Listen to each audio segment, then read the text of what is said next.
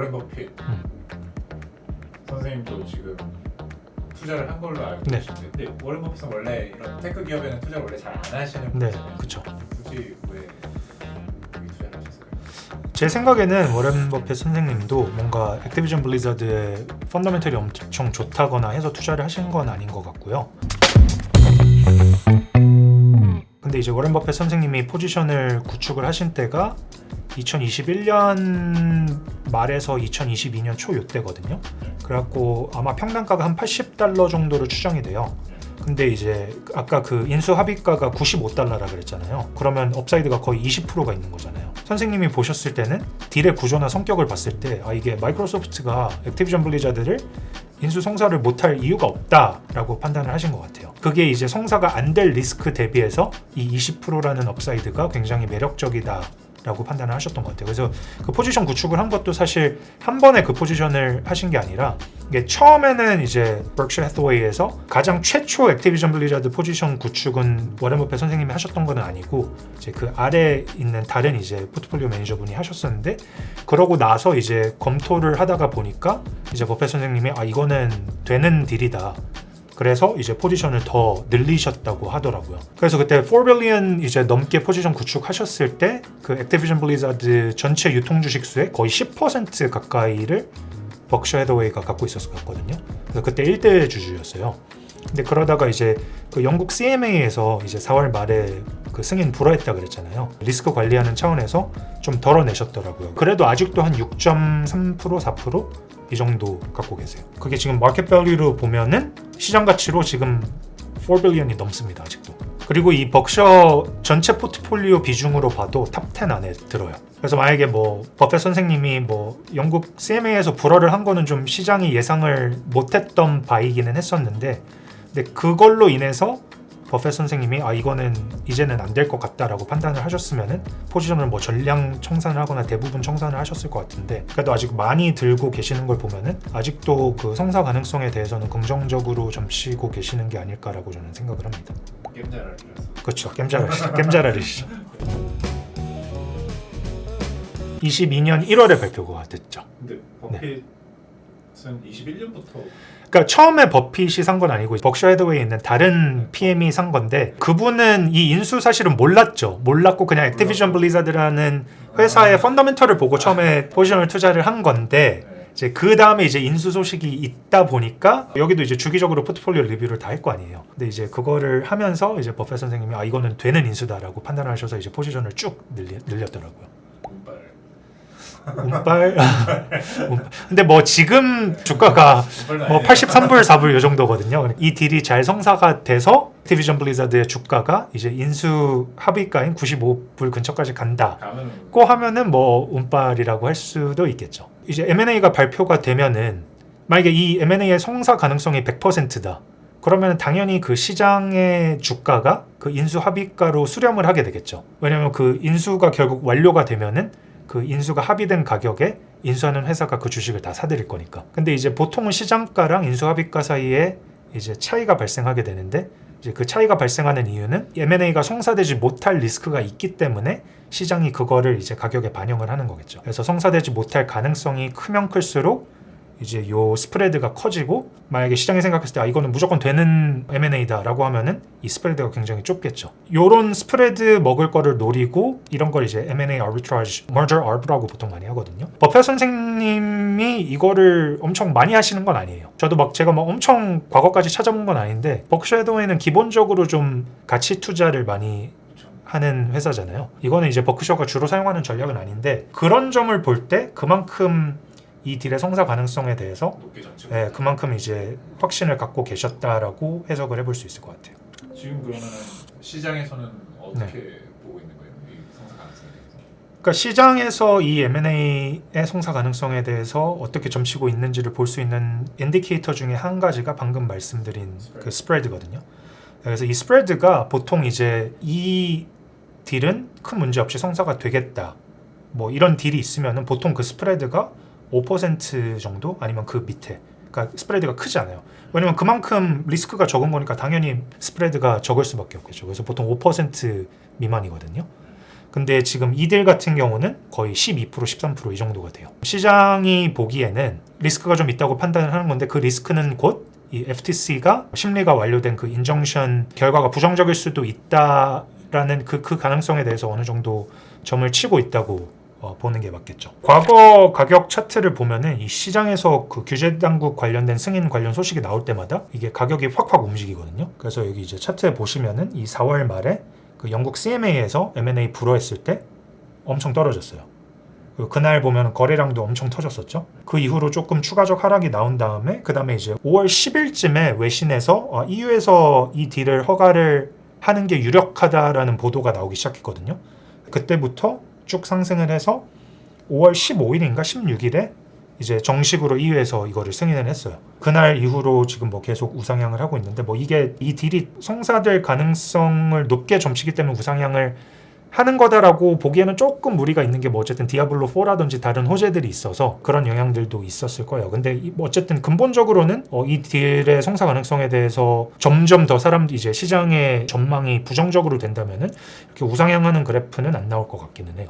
근데 어쨌든 말씀드렸듯이 스프레드가 꽤 있는 편이기 때문에 이게 성사가 되지 못할 가능성도 충분히 있는 것으로 보고 있다고 보는 게 맞을 것 같아요. 그 다음에 그 이외에 또 이 시장의 센티멘트를 가늠해 볼 수 있는 게 이 short interest라는 게 있거든요. 그 전체 유통 주식수 중에 공매도된 주식의 그 비중이 얼마나 되느냐를 나타내는 거거든요. 기업에 대한 전망이 안 좋으면 안 좋을수록 공매도를 많이 할 거 아니에요. 그러니까 이 short interest가 높아지게 되겠죠. 그래서 여기 보시면은 이 short interest percentage float이라는 걸 보면은 2.59%로 돼 있잖아요. 그러니까 이거는 이제 전체 유통 주식수 중에서 2.59%만 지금 공매도가 되어 있다.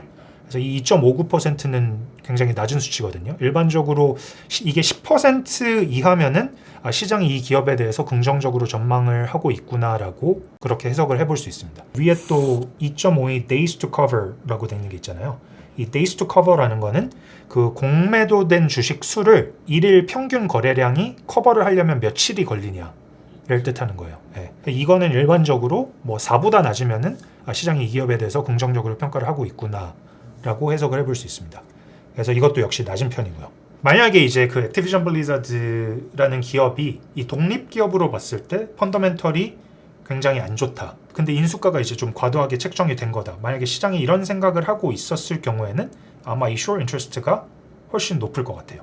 어쨌든 뭐 딜의 성사를 떠나서 이 액티비전 블리자드라는 회사의 펀더멘털 자체에 대해서는 시장은 뭐 상당히 긍정적으로 생각을 하고 있다고 판단을 해볼 수 있을 것 같고요.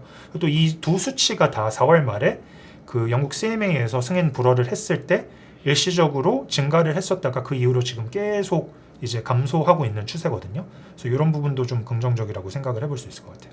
일거리는 어떻게 생각하세요? 이 딜에 대해서? 저는 개인적으로 긍정적으로 생각합니다. 이유를 말씀드리자면은 아까도 말씀드렸듯이 영국에서 이제 문제 제기를 한 부분은 비교적 쉽게 어드레스할 수 있는 부분이라고 보고 있고 FTC 같은 경우는 뭐 전체적으로 반대를 하고 있긴 있지만 아까도 말씀드렸듯이 저는 이 FTC가 내세우는 논리가 되게 전략적으로도 그렇고 재무적으로도 그렇고 이 메릿이 되게 없다고 생각이 되거든요. 엑스박스가 이 차세대 콘솔 시장에서 시장 점유율이 굉장히 낮잖아요. 그래서 뭐 2023년 1분기 수치를 보니까 16% 정도 되더라고요. 근데 이 액티비전의 타이틀이 결국은 이 엑스박스보다 플레이스테이션에서 거의 대부분의 매출을 올리고 있는데 지금 엑스박스 점유율 좀 올려보겠다고 이 90조나 되는 돈을 주고 이 기업을 사가지고 대다수의 매출과 이익이 발생되는 경쟁사에다가 타이틀 서비스를 안 한다? 이거는 말도 안 되는 일이라고 생각을 합니다. 이건 마이크로소프트 주주들이 가만히 있지 않을 거예요. 그리고 더 나아가서 아까도 말씀드렸듯이 마이크로소프트 측에서 이 10년 동안 명시적으로 경쟁사 플랫폼에다가 콜 오브 듀티를 포함해서 액티비전 블리자드의 이제 키 타이틀들을 제공을 하겠다라고 분명히 밝혔어요. 이거랑 관련해서 이제 시장 일부에서 나오는 얘기가 그 2020년에 그 돈이 베데스다라는 스튜디오 아시나요? 아시죠? 엘더 스크롤이랑 그렇죠. 근데 어쨌든 이 베데스다라는 이제 스튜디오를 인수를 했는데 그 베데스다의 타이틀 중에서 이제 일부를 엑스박스 독점작으로 푸는 거를 두고 너네 액티비전 사고도 이렇게 지금 이렇게 하고 있는데 니네 이렇게 똑같이 할 수 있지 않냐 이런 논리가 나오고 있는데 근데 이 베데스다 인수 같은 경우는 인수하기 이전부터 마이크로소프트가 굉장히 명확하게 베데스다의 타이틀 같은 경우는 자기네들이 케이스 바이 케이스로 리뷰를 해서 독점작으로 출시를 할지 아니면은 경쟁사에도 제공을 할지 결정을 하겠다고 분명히 밝혔었습니다. 액티비전 블리자드 같은 경우는 굉장히 명확하게 경쟁사 플랫폼에도 제공을 할 거라고 밝히고 있기 때문에 이거는 뭐 마이크로소프트가 그렇게 하고 싶고 아니고를 떠나서 사실 그렇게 할 수밖에 없을 거예요. 사실 이런 부분에서 저는 무슨 논리로 액티비전 인수를 악용을 해서 독점력을 향상을 시킨다고 주장을 하는 건지 잘 이해가 안 되더라고요. 아까도 잠깐 언급드렸지만 이제 이번 딜에 대해서 이제 가장 많은 불만을 갖고 있는 회사가 소니잖아요. 소니는 지금 FTC가 문제로 제기하고 있는 이것들을 다 하고 있단 말이죠, 이미. 만약에 진짜 FTC가 인정션을 획득을 하고 이제 최종적으로 인수 파기하는 데까지 성공을 하게 된다고 한다면은 제가 보기에는 이건 소니에도 똑같은 기준을 적용을 해서 소니도 독점작 다 없애버리고 엑스박스에 공급하게 해야 됩니다, 이거는. 그래서 뭐 저는 이제 이런 이유로 이번 딜이 성사될 가능성이 더 높다고 생각을 하고 있고요. 만약에 그러면 성사가 안 되면 어떡하냐, 이제 여기에 대해서도 생각을 안 해볼 수가 없겠죠. 일단은 이 딜이 빠그라지게 되면 이제 7월 18일이 그 기한이라고 말씀드렸잖아요. 어쨌든 지금 merger agreement에 따르면은 이때까지 인수가 클로징이 안 되면은 이 마이크로소프트에서 액티비전에다가 이제 $3 billion, 한 4조 정도 되는 돈이죠. 이제 4조의 위약금을 지불을 해야 돼요. 굉장히 큰 돈이잖아요. 이거를 이제 액티비전 블리자드 이제 유통 주식수로 나눠보면, 그러니까 주당 돌아가는 현금이 얼마냐 를 계산을 해보면 한 3.8달러 정도 되거든요. 그러니까 요 정도는 그 주가 방어되는 효과가 있겠죠. 그래서 어느 정도 좀 하락을 제한시켜주는 쿠션이 있다. 이런 점에서도 조금 좋은 것 같고, 근데 이게 만약에 7월 18일이 됐는데 성사가 안 됐다.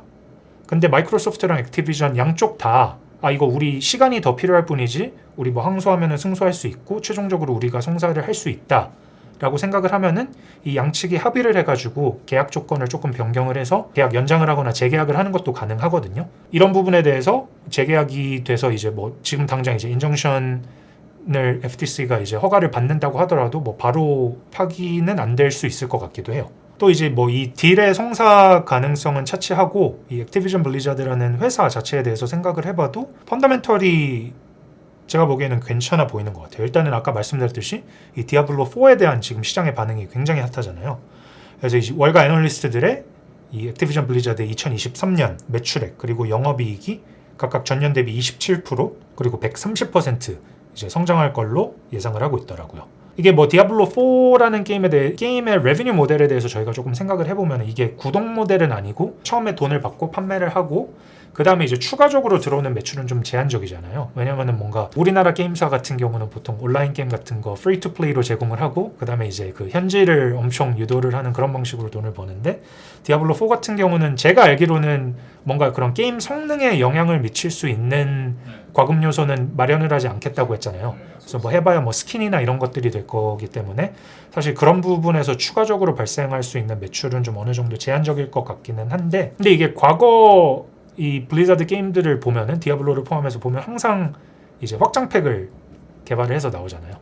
디아블로 4 같은 경우는 찾아보니까 블리자드 쪽에서 이제 확장팩 2편을 출시를 할 거라고 밝혔더라고요. 그래서 미래에 어쨌든 또 확장팩이 출시가 되게 되면은 확장팩 판매에서 오는 매출도 있을 거고, 또 이제 확장팩이 나오면은 그 이전, 그러니까 디아4 오리지널은 안 했더라도 이제 그때 가서 디아4 오리지널부터 같이 사서 하는 사람들도 있기 때문에 그때 또 이제 실적의 그 상향 모멘텀도 있을 것 같아요. 아까 말했던 이제 merger arbitrage spread 이런 거를 차치를 하더라도 이 독립 기업으로서 봐도 액티비전 블리자드가 나쁘지 않다라고 판단이 됩니다. 과거 밸류에이션도 조금 봤는데요. 2019년부터 현재까지 이 forward P 레이쇼를 봤더니 이 바닥이 20배 정도에서 항상 다져지고 있더라고요. 근데 지금 주가가 이제 2023년 forward EPS 기준으로 보면은 딱 20배 아주 살짝 넘는 상태거든요. 사실상 거의 바닥에 가까운 상황이잖아요. 그래서 딜이 성사가 된다면은 이제 뭐 95달러까지 뭐 거의 10% 이상 95불, 정확히 95불까지 가지는 않겠지만 그 근방까지 뭐 10% 이상 업사이드 바로 노려볼 수도 있을 것 같고, 만약에 이제 그렇게 불발이 나게 된다면은 액티비전 블리자드의 주가는 단기적으로 굉장히 많이 하락을 할 수도 있을 것 같아요. 근데 이제 시청자 여러분들께 꼭 말씀을 드려야 되는 부분은 이제 저희가 좀 대체적으로 긍정적으로 얘기를 하기는 했지만 투자 권유는 아니고요. 단기적으로 봤을 때는 분명히 이 하방 리스크는 상당히 많이 존재를 합니다. 딜이 성사가 안 될 경우에 단기적으로 액티비전 블리자드 주가의 변동성이 굉장히 확대될 수 있고, 또 이제 언제 좀 정상 수준으로 회복될지는 아무도 모르는 거기 때문에 이제 만약에 투자를 하신다고 하면은 이런 리스크에 대해서 꼭 숙지를 하시고 신중하게 접근하시기를 바랍니다. 오늘 이렇게 마이크로소프트의 액티비전 블리자드 인수권에 대해서 얘기를 해봤는데요. 내용이 유익하거나 재밌었다면 좋아요와 구독 꼭 눌러주시면 감사하겠습니다.